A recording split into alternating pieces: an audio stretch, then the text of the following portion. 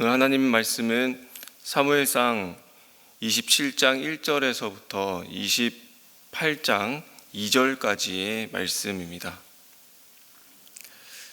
27장 1절에서 28장 2절까지의 말씀을 교독하겠습니다. 다윗이 혼자서 생각하였다. 이제 이러다가 내가 언젠가는 사울의 손에 붙잡혀 죽을 것이다. 살아나는 길은 블레셋 사람의 땅으로 망명하는 것뿐이다. 그러면 사울이 다시 나를 찾으려고 이스라엘의 온 땅을 뒤지다가 포기할 것이며 나는 그의 손에서 벗어나게 될 것이다. 그래서 다윗은 일어나서 자기를 따르는 부하 600명을 거느리고 가드왕 마옥의 아들 아기스에게로 넘어갔다. 그리하여 다윗은 가드에 있는 아기스에게로 가서 거처를 정하였다. 다윗과 그의 부하들은 저마다 가족을 거느리고 살았는데 다윗이 거느린 두 아내는 이스라엘 여인 아히노암과 나발의 아내였던 갈멜 여인 아비가일이었다. 다윗이 가드로 도망갔다는 소식이 사울에게 전하여지니 그가 다시는 다윗을 찾지 않았다. 다윗이 아기스에게 간청하였다. 임금님이 나를 좋게 보신다면 지방 성읍들 가운데서 하나를 나에게 주셔서 내가 그곳에 정착할 수 있도록 해주시기를 바랍니다. 이 종이 어떻게 감히 임금님과 함께 임금님이 계시는 도성에 살 수가 있겠습니까? 그러자 아기스는 그날 당장 시글락을 다윗에게 주었다. 그래서 시글락이 이날까지 유다 왕들의 소유가 되었다. 다윗이 블레셋 사람의 지역에서 거주한 기간은 1년 넉 달이었다. 바로 그 기간에 다윗은 부하들을 거느리고 다니면서 그술 사람과 기르스 사람과 아말렉 사람을 습격하곤 하였다. 그 사람들은 오래전부터 수르 강야와 이집트 국경선에 이르는 전 지역에서 살고 있었다. 다윗은 그들이 사는 지역을 칠 때에는 남녀를 가리지 않고 한 사람도 살려두지 않고 양과 소와 나귀와 낙타와 옷을 약탈하였다. 약탈물을 가지고 아기스에게로 돌아가면 아기스는 의뢰 그대들이 오늘은 어디를 습격하였소 하고 묻고 그럴 때마다 다윗은 유다의 남쪽 지역을 털었다느니 여라무엘 족속의 남쪽 지역을 털었다느니 또는 겐 족속의 남쪽 지역을 털었다느니 하는 식으로 대답을 하곤 하였다. 다윗이 남녀를 가리지 않고 죽이고 가드로 데려가지 않은 것은 그들이 다윗의 정체를 알아 다윗이 그런 일을 하였다고 폭로할까 두려웠기 때문이다. 다윗은 블레셋 사람의 지역에 거주하는 동안 언제나 이런 식으로 처신하였다. 아기스는 다윗의 말만 믿고 다윗이 자기 백성 이스라엘에게서 그토록 미움받을 짓을 하였으니 그가 영영 자기의 종이 될 것이라고 생각하였다. 그럴 즈음에 블레셋 사람이 이스라엘에 쳐들어가려고 모든 부대를 집결시켰다. 그러자 아기스가 다윗에게 말하였다. 귀관이 나와 함께 출정하여야 한다는 것을 알고 있을 줄 아오. 귀관은 부하들을 거느리고 직접 출정하시오. 함께 읽겠습니다. 다윗이 아기스에게 대답하였다. 그렇게 하겠습니다. 이 종이 무엇을 할 수 있는지 임금님이 아시게 될 것입니다. 아기스가 다윗에게 말하였다. 좋소, 귀관을 나의 종신 경호대장으로 삼겠소. 아멘. 다윗은 이제 이렇게 10년 동안의 긴 도피 생활을 이어가고 있습니다. 그래서 그는 신앙의 굴곡이 있었습니다. 그리고 가장 아래에 있는 그 저점을 찍는 일들을 결코 피해갈 수 없었습니다. 우리도 그렇습니다. 인생의 짐이 무거우면 우리는 당연히 지치게 되고 지치면 피곤해지고 또 피곤해지면 힘들고 힘들면 주저앉게 되어 있습니다. 그리고 다윗은 이 상당 기간 겪었을 피난길 가운데에 도피하는 가운데에서는 혼자서 굉장히 고달팠을 것입니다. 그는 하나님께서 이스라엘의 왕으로 세움을 받았고 확정을 받았지만 자기의 잘못이 없었습니다. 사울의 질투로 인해서 쫓겨다니는 그런 신세였습니다. 굉장히 한탄스러웠을 것이고 지금 그는 또 혼자가 아니라 여러 사람들이 자기에게로 몰려오는 그런 상황이었습니다. 자기 혼자만 피하고 숨고 다니면 그나마 좀 쉽고 마음이 한결 가벼웠을 텐데 자기들 주위로 사람들이 계속해서 모여들었습니다. 오늘 말씀해 보니까 병사만 600명이다 라고 이렇게 되어 있는데 식구들까지 포함한다면 많게는 2000명 정도나 되는 그런 식솔들을 책임져야 하는 상황까지 온 것이죠. 다윗 얼마나 고민이 많았을까요?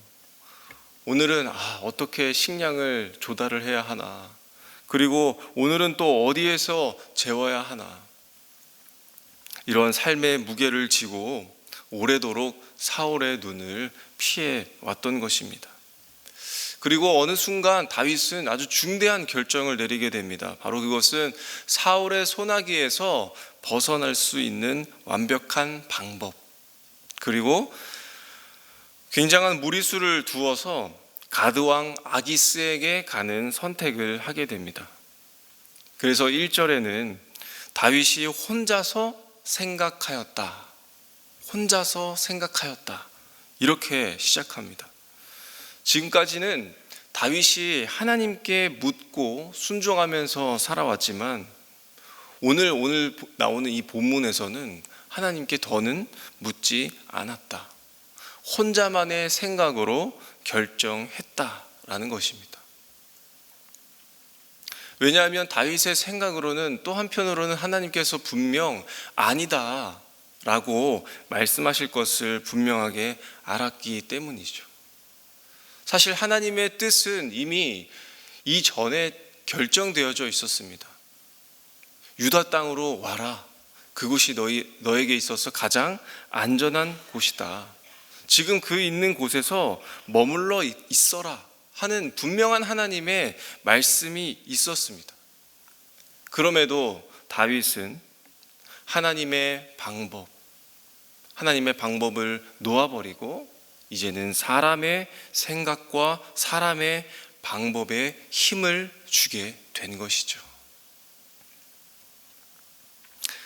그래서 그가 선택한 것, 그리고 그가 가장 최선의 방법이라고 생각했던 것이 어떤 것이었습니까? 바로 블레셋 가드로 넘어가는 일이었습니다. 이 가드라는 곳이 어떤 곳이었습니까? 바로 자기가 쓰러뜨렸던 골리앗의 고향이기도 합니다.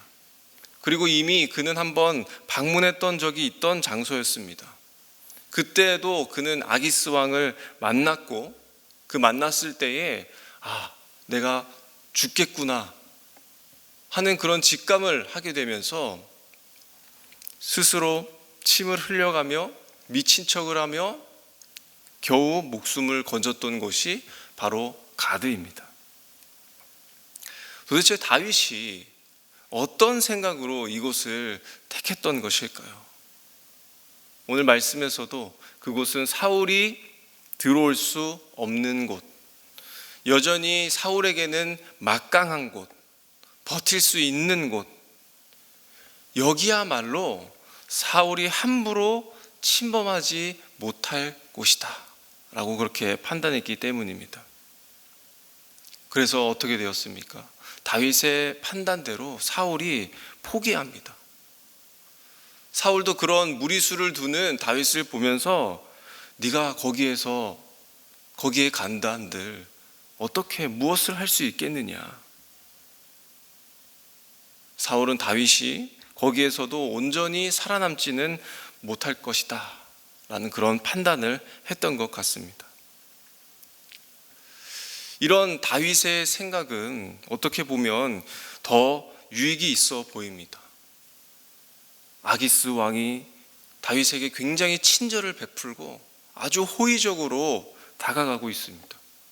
그리고 그가 요구하는 대부분은 다 응해줍니다.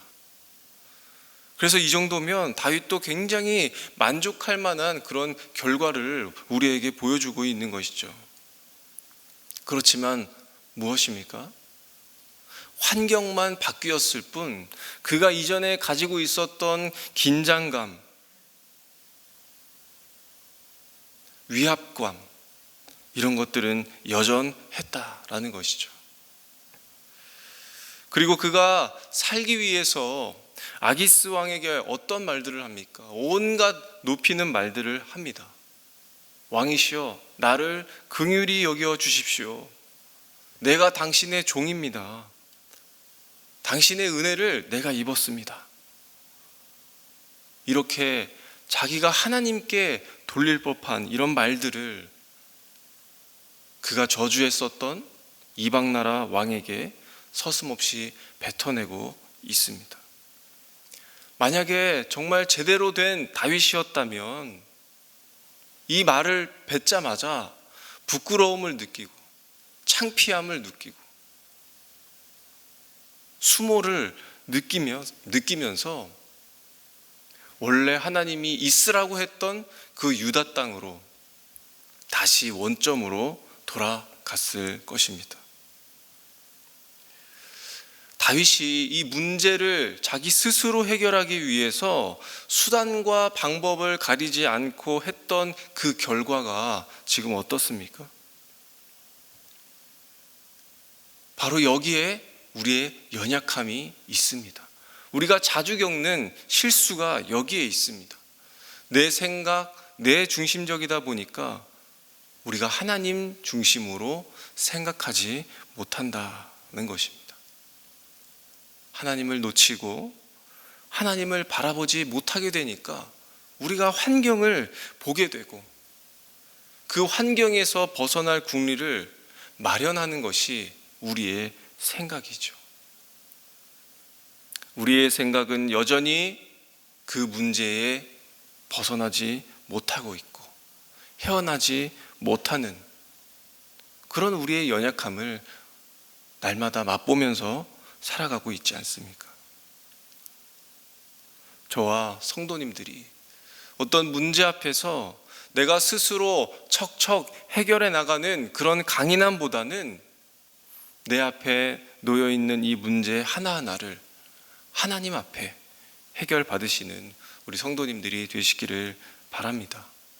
문제 해결의 중심에 내가 아닌 하나님 중심으로 맡겨드리고 하나님이 일하실 수 있도록 그 공간을 비워두시는 우리 성도님들이 되시기를 간절히 소망합니다. 그리고 다윗은 혼자서 생각하고 그 생각한 것을 실행에 옮김으로 인하여서 더 고생하게 됩니다. 겪지 않아도 될 일들을 겪게 되었다라는 것이죠. 다윗은 자기를 온전히 신뢰하도록 아기스 왕의 그 의심을 풀기 위해서 어떤 일들을 합니까? 거짓말도 합니다. 그리고 손에 피를 묻히는 일도 하게 됩니다. 다윗은 환심을 사기 위해서 신뢰하도록 전리품도 가져다 주었습니다. 이 전리품이 어디에서 난 것입니까? 그술, 기르스, 아말렉. 이 지역이 어떤 지역입니까? 바로 블레셋 지역입니다. 그 블레셋 지역을 침공해서 습격해서 가지고 왔다라고 이렇게 이야기합니다. 그러나 아기스에게는 어떻게 거짓 보고합니까? 유다 땅, 여라무엘 겐 족속, 바로 사울의 영역을 공격해서 내가 가지고 왔습니다 라고 이렇게 거짓말을 합니다. 더 나아가서는 그 침공했던 공격했던 그 블레셋 지역의 사람들을 어떻게 합니까? 남녀 가리지 않고 모든 생명들을 다 해하였다. 다 죽이고 돌아왔다 라고 기록하고 있습니다. 혹시라도 살아남은 자가 아기스에게 보고할까 봐 자기가 걸리지 않게 하기 위해서 다 제거했던 것이죠. 다윗의 이 한순간의 생각과 판단으로 또 어디까지 이어지게 됩니까? 오늘 28장 1절과 2절에 보시면 블레셋이 이제 이스라엘과 전쟁하려고 군사를 막 모집합니다. 그리고 아기스가 다윗에게는 너와 내가 함께 출전할 것이다 이렇게 이야기합니다. 이제는 자기의 동족과도 싸우게 되는 그런 상황까지 오게 된 것이죠. 여기에 끝이 아니라 나중에는 아기스에게 받은 이 시글락에서 습격을 당하게 되고 자기의 가족들이 다 붙잡혀가고 가족을 잃은 식솔들이 이제는 다윗을 죽이려고 하는 그런 상황까지 오게 되는 것을 보게 됩니다. 제가 간혹 목자님들이랑 이런저런 이야기를 나누다 보면 정말 끝까지 기도로 헌신하면서 목원들을 위해서, 목장을 위해서 수고하시는 분들이 계시고, 또 반면에는 자기가 이런 방법, 그리고 이렇게 힘을 좀 써보면 어떨까, 또 자기의 재력을 가지고 자기의 생각으로 돌보시는 분들의 이야기를 듣게 됩니다. 저는 그분들의 헌신과 사랑이 참 귀하다고 생각합니다. 그러나 그 결과는 참 많이 다르다는 것을 느끼게 됩니다. 아, 하나님이 일하셨구나. 저분은 기도로 도무지 사람이 풀 수 없는 그 어려운 일들을 하나님께서 풀어주셨구나 하는 그 차이를 보게 되는 것이죠. 우리는 하나님을 믿고 있습니다. 그런데 우리가 왜 그 오래도록 고생을 하게 되는 것일까요? 내 생각, 내 힘, 내 판단, 그렇게 감행했던 것을 하나님이 다시 원점으로 돌려놓으시기 때문입니다. 원래 우리가 걸어가야 할 길로 하나님이 바꾸시고 하나님이 돌이키시기 때문에 더 오래 걸리고 더 고생하는 것이죠.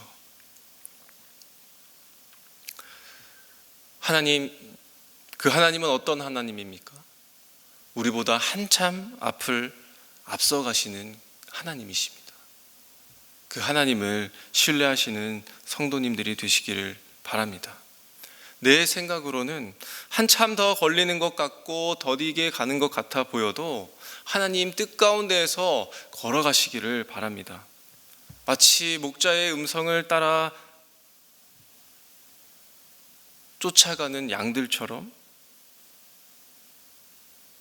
내 생각대로 길을 가다가 방황하지 않고 언제나 푸른 초장과 쉴만한 물가로 인도하시는 그 주님의 음성을 따라가시는 성도님들이 되시기를 바랍니다. 말씀을 맺겠습니다. 다윗이 하나님을 온전히 따르지 못했던 그 원인, 그것은 늘 불안한 마음 때문에 그런 것이 아니었고 더 생각을 깊이 하지 못한 것 때문이 아닙니다. 무엇 때문입니까? 바로 자기의 마음속에 하나님의 말씀이 떠나 있었기 때문입니다. 하나님은 말씀을 지켜 행하는 자를 기뻐하신다고 여러 차례 말씀하셨습니다.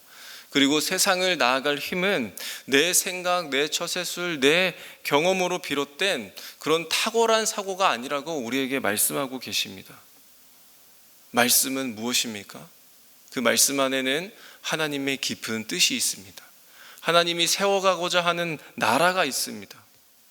그리고 우리를 한 사람 한 사람 하나님의 자녀로 세우시겠다라는 뜻이 담겨 있습니다. 그렇기 때문에 하나님의 말씀은 연약한 그 사람의 생각을 뚫고 꿋꿋하게 돌파해 나가시는 그 하나님을 바라보게 하는 것입니다.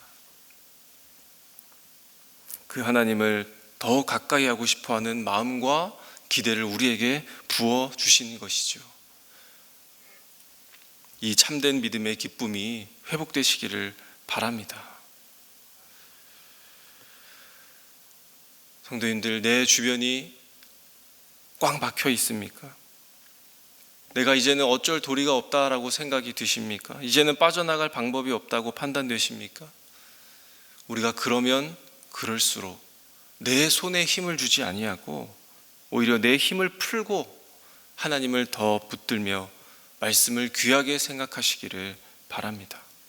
내가 몰리면 몰릴수록, 방법이 없으면 없을수록 하나님을 가까이 하는 자, 하나님 앞에 해결을 받는 자, 하나님의 말씀을 기뻐하시는 자로 하나님의 마음에 합한 자로 살아가시기 바랍니다.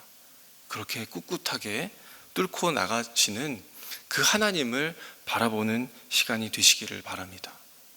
그러면 그 말씀이 우리를 살리는 충만한 은혜가 있을 것입니다. 우리 말씀 가지고 함께 기도하시겠습니다. 하나님, 나의 도움이 어디에서 옵니까? 그것은 천지를 지으신 그 하나님이 되십니다. 우리가 이런 고백을 담아 기도하면 좋겠습니다. 세상 어딘가에 나를 도와줄 수 있는 손이 있다라는 그런 기대를 버리고 우리에게 하신 말씀대로 꿋꿋하게 돌파하시는 그 하나님을 바라보며 살아가는 은혜를 우리에게 더하여 주시옵소서라고 함께 기도하시겠습니다. 또 교회를 위해서 기도하겠습니다. 하나님, 이 말씀 위에 세우신 이 교회가 더욱 든든히 말씀 위에서 행할 일을 하게 하시고 더욱 하나님의 뜻대로 움직이는 교회, 더욱 하나님 마음에 합당한 교회로 사역할 수 있도록 도와주시옵소서. 이 세상 가운데에 빛과 소금으로 돌파해 나가며 하나님께 가능성을 두는 교회로 더욱 세워가 주시옵소서라고 함께 기도하신 후에 우리 각자의 기도 제목으로 기도하시고 돌아가시도록 하겠습니다. 기도하겠습니다.